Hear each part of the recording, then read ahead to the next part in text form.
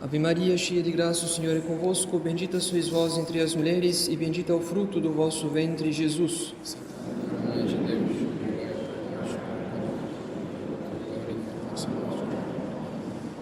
Divino Menino Jesus, Nossa Senhora do Rosário, São José, em nome do Pai, do Filho e do Espírito Santo. Amém. Queiram sentar-se.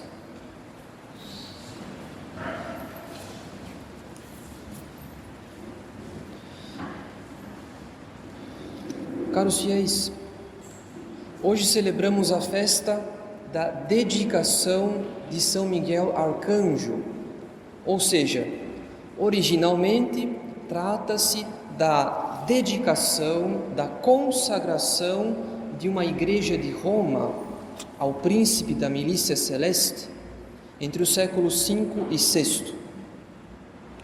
Tempos depois, essa festa adquiriu um significado mais amplo e por isso hoje nós celebramos a dedicação não de um templo, mas da própria igreja a São Miguel Arcanjo, como seu defensor particular. No rito romano tradicional, temos o privilégio de honrar o príncipe da milícia celeste todos os dias na Santa Missa. Primeiramente, nós mencionamos São Miguel na confissão dos pecados, logo após o nome da Santíssima Virgem.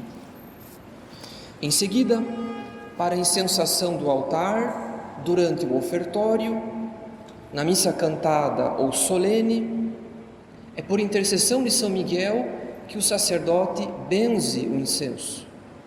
Porque no Apocalipse lemos que um anjo se encontra diante do altar com um turíbulo, oferecendo incenso com as orações dos santos. Além disso, após cada missa sem canto, o sacerdote se ajoelha no degrau do altar e reza com os fiéis algumas orações pela igreja, dentre elas o pequeno exorcismo de São Miguel, composto pelo Papa Leão XIII. E por último, na antífona do ofertório das missas de defuntos, o arcanjo é mencionado como o porta-estandarte que apresenta as almas a Deus para que possam entrar na luz da glória. Na verdade, caros fiéis, como São Miguel é o príncipe da milícia celeste, a sua festa é também a festa de todas as hierarquias angélicas.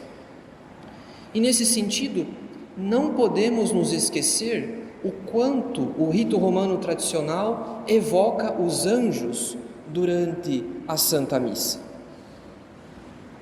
Por exemplo, o hino Gloria in excelsis Deo, glória a Deus nas alturas, começa com as palavras que os próprios anjos cantaram no nascimento de nosso Senhor.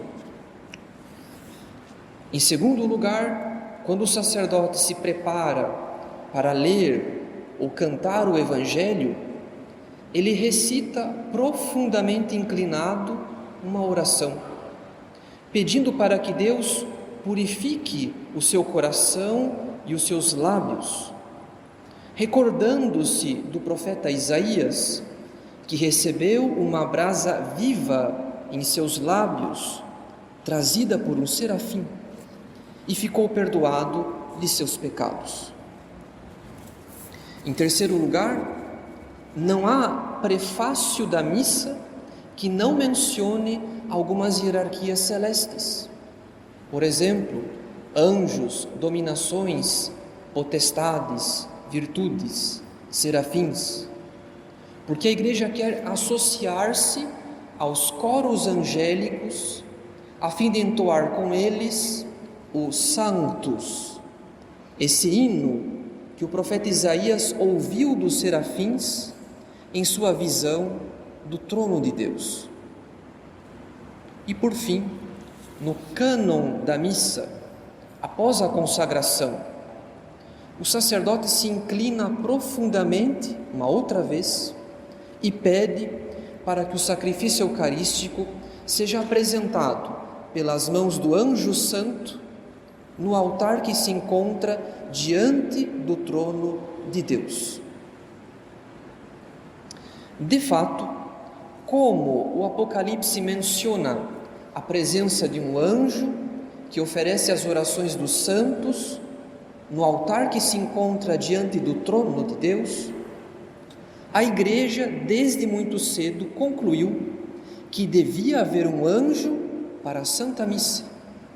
E por isso, não apenas no rito romano tradicional, mas também na antiga liturgia dos cristãos egípcios, se pede para que Deus aceite receber o sacrifício eucarístico que a Igreja celebra aqui na terra e que é apresentado no céu pelo ministério dos anjos.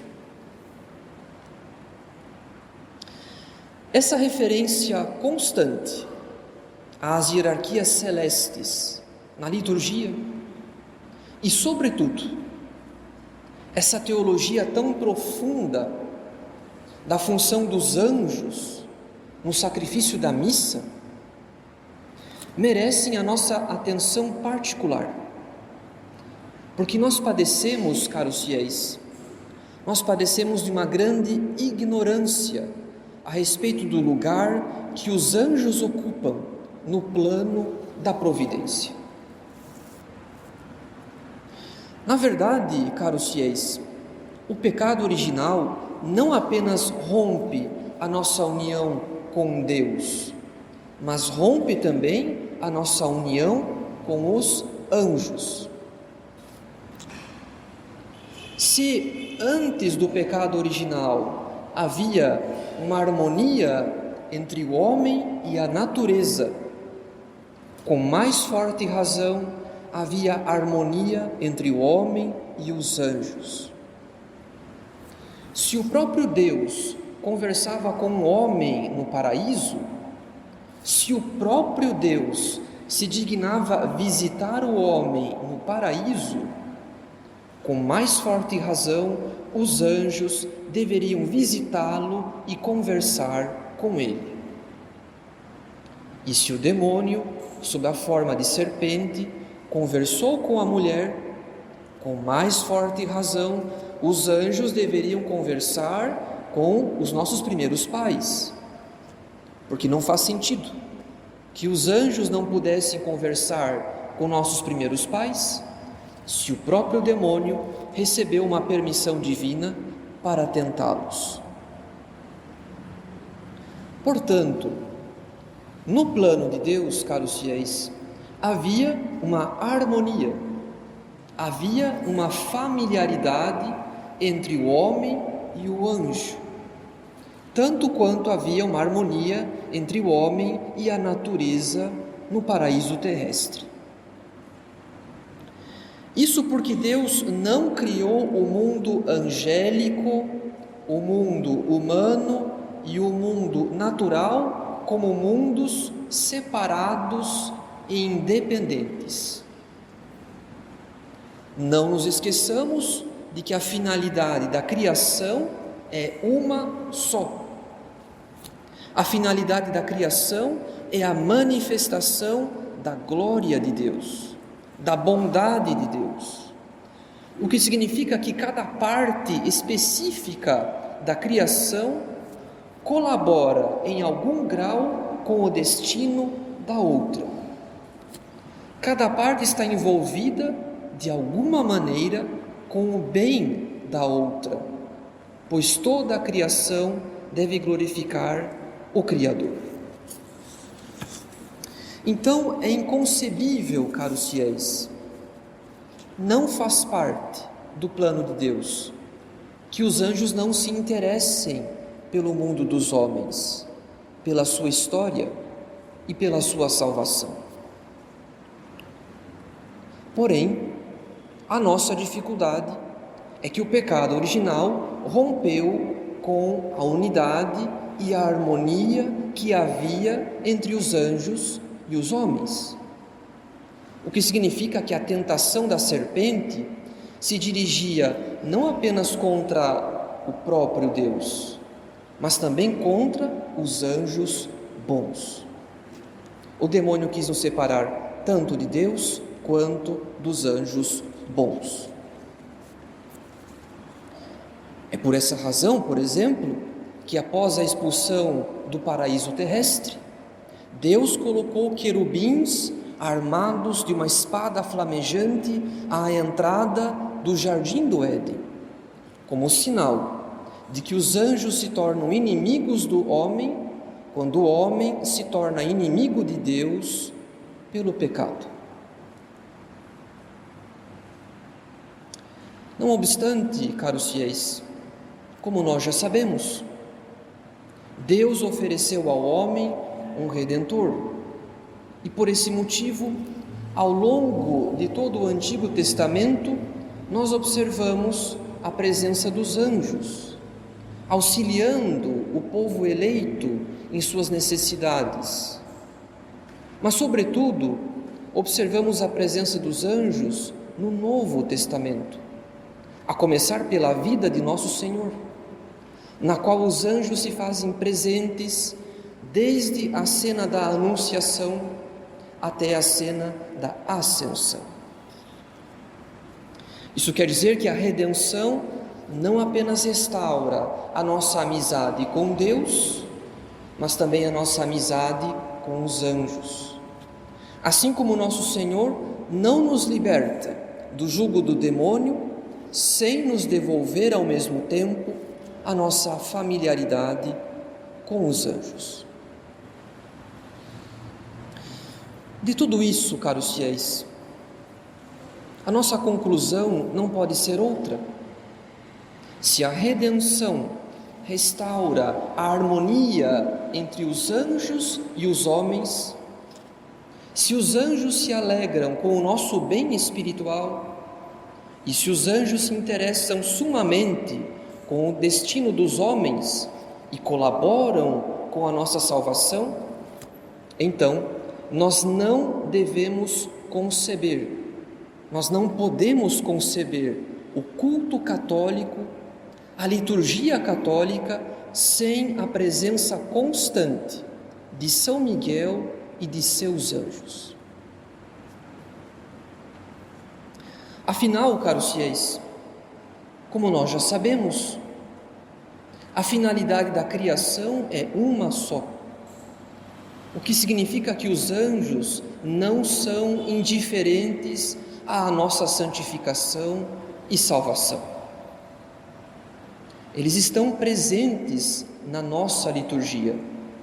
Primeiramente, porque nosso Senhor está presente na liturgia, sendo que Jesus Cristo é Rei dos anjos e dos homens. Os anjos são a guarda de honra, eles compõem a corte celeste de nosso Senhor. E por isso mesmo, onde nosso Senhor está presente, os anjos ali estão, para adorá-lo e servi-lo, como eles adoraram e serviram nosso Senhor após as tentações no deserto, ou então na agonia do horto, quando nosso Senhor foi consolado por um anjo.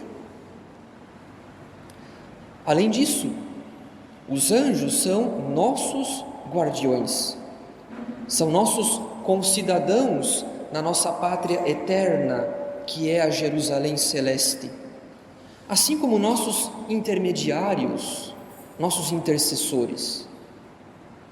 Então, se os anjos estão presentes ao longo de nossa vida para auxiliar-nos em todas as nossas necessidades, com mais forte razão, eles estão presentes na liturgia, para ajudar-nos a receber as graças que a Igreja nos distribui pelos méritos da paixão. É por esse motivo que no rito romano tradicional, antes da missa principal de domingo, quando ela é celebrada com canto, o sacerdote asperge os fiéis e reza em seguida uma oração, pedindo para que o anjo santo do Senhor guarde e proteja todos aqueles que se encontram na igreja e assim possam participar com fruto do sacrifício eucarístico. Portanto, caros fiéis, quando a liturgia é celebrada na terra, os anjos se fazem invisivelmente presentes na igreja, porque eles são a corte celeste de Jesus Cristo, Rei dos anjos e dos homens, e porque eles são nossos amigos e zelam pela nossa salvação. Agora, por outro lado, não são apenas os anjos que participam da nossa liturgia sobre a terra, porque a recíproca é verdadeira. Nós também participamos da liturgia celeste. Nós também entramos em comunicação com a liturgia dos anjos. Afinal, caros fiéis, a igreja sobre essa terra é militante e peregrina. Ela espera poder um dia entrar com todos os seus filhos na vida eterna, para unir-se à igreja triunfante, ou seja, àquela porção dos filhos de Deus que já se encontra na Jerusalém celeste. Então, se a igreja na terra tende para a igreja do céu, se a igreja militante aspira a atingir um dia a perfeição e a felicidade da igreja triunfante, isso vale também para a liturgia. A nossa liturgia sobre a terra, caros fiéis, deve ser um espelho da liturgia do céu. A nossa liturgia na terra deve ser uma antevisão, um antegozo da liturgia do céu, porque os anjos e os homens estão unidos sob o governo de uma mesma cabeça, sob o governo de um mesmo chefe, que é Jesus Cristo. E porque os anjos e os homens são concidadãos no reino de Deus. E por isso nós não temos o direito de fabricar sobre a terra uma liturgia que seja indigna, que seja estranha à liturgia do céu. Então, esse é o princípio que devemos aprender bem, caros fiéis. A liturgia perfeita, a liturgia definitiva, é a liturgia celeste, a liturgia dos anjos e dos eleitos, a liturgia que São João descreve nas visões do Apocalipse, a liturgia na qual os anjos e os santos adoram, louvam e rendem graças ao Pai por mediação do sacerdócio eterno de Jesus Cristo na unidade do Espírito Santo. Então a nossa liturgia, a liturgia da igreja militante e peregrina, a nossa liturgia deve se aproximar ao máximo da liturgia celeste, deve ser um espelho, uma antevisão, um antegozo da liturgia celeste, porque se a redenção restaura a harmonia perdida entre os anjos e os homens, então a nossa liturgia também deve ser agradável aos anjos, ela também deve ser digna da presença dos Espíritos celestes. E aqui, caros fiéis, nós entramos num ponto fundamental para a nossa meditação. Deus quis se servir de intermediários desde o princípio da criação. A liturgia dos anjos é profundamente hierárquica e ordenada. Deus ama a ordem, porque a ordem é sempre um sinal de inteligência e de sabedoria. Sendo assim, quando nós observamos uma cerimônia de corte, de nobreza, o funeral da rainha da Inglaterra, por exemplo. Nós medimos a dignidade, nós medimos a autoridade de uma certa figura de destaque pelo serviço que lhe é prestado, pelas homenagens das demais autoridades, pelas honras oficiais, enfim, pela cerimônia de corte que circunda essa figura de destaque. Pois o mesmo vale para a liturgia, caros fiéis. Os anjos compõem a guarda de honra, a corte celeste de Nosso Senhor. Se sabemos que São Miguel e seus anjos estão invisivelmente presentes na igreja para adorar a Santíssima Eucaristia e auxiliar os fiéis na participação da Santa Missa, essa presença da hierarquia dos anjos deve nos inspirar o máximo respeito pelo lugar santo, pelas coisas santas e pela Santíssima Eucaristia. Porque diante de um louvor tão digno, tão santo, tão puro como o louvor dos anjos, nós não podemos oferecer um louvor relaxado e desinteressado. Muito pelo contrário, nós devemos procurar as melhores disposições de corpo e de alma, para que o nosso louvor não desagrade os anjos, e menos ainda ao próprio Deus. É por isso que o protestantismo, com o passar dos séculos, caiu numa falsa familiaridade, ou melhor, numa verdadeira irreverência para com nosso Senhor.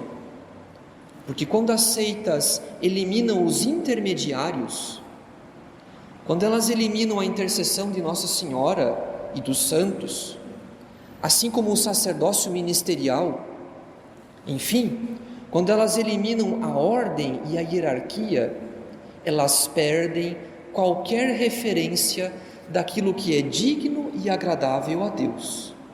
E por esse motivo, caem num completo ridículo. Não nos esqueçamos que quando Isaías se reconheceu indigno da visão do trono de Deus, foi um serafim que purificou os seus lábios com uma brasa viva. Os anjos são auxílio para a nossa fraqueza, para que nunca percamos de vista a dignidade do lugar santo, das coisas santas e da Santíssima Eucaristia, que é a presença real de nosso Senhor. Portanto, caros fiéis, é um grande bem que o rito romano tradicional faça referência constante aos anjos. Assim como é um grande bem que o rito romano tradicional seja tão belo, tão reverente, tão piedoso e tão zeloso, porque isso faz do nosso rito um espelho, uma antevisão, um antegozo da liturgia dos anjos, que é a liturgia perfeita e definitiva, fora da qual não há nenhum modelo autêntico para o culto católico. E por fim, caros fiéis, resta-nos agora examinar a nossa consciência e tirar algumas resoluções. Afinal, se a cada vez que se celebra a Santa Missa, São Miguel e seus anjos se fazem presentes para adorar a Nosso Senhor na Eucaristia, de que maneira eu agradaria a Deus se os meus modos, se o meu comportamento, se as minhas atitudes são indignas da presença dos anjos que circundam o altar? Se São João Bosco se recusou a entrar na casa de uma marquesa, benfeitora sua, porque as suas amigas usavam vestidos decotados, Por acaso o nosso anjo da guarda não se afastou de nós por causa das nossas más disposições, ou de corpo, ou de alma? Não nos esqueçamos que São Paulo ordena que as mulheres cubram a cabeça com o véu, não apenas como sinal de submissão a Deus, mas também por respeito aos anjos. Portanto, caros fiéis, a qualidade da nossa oração, o fruto da nossa oração, também depende da nossa união com o nosso anjo da guarda, com São Miguel e com toda a corte celeste presente na Santa Missa. É do nosso máximo interesse que a nossa oração não os desagrade, que a nossa oração não seja indigna da presença dos anjos, assim como a nossa liturgia na terra não deve ser indigna da liturgia do céu. Em nome do Pai, e do Filho, e do Espírito Santo. Amém.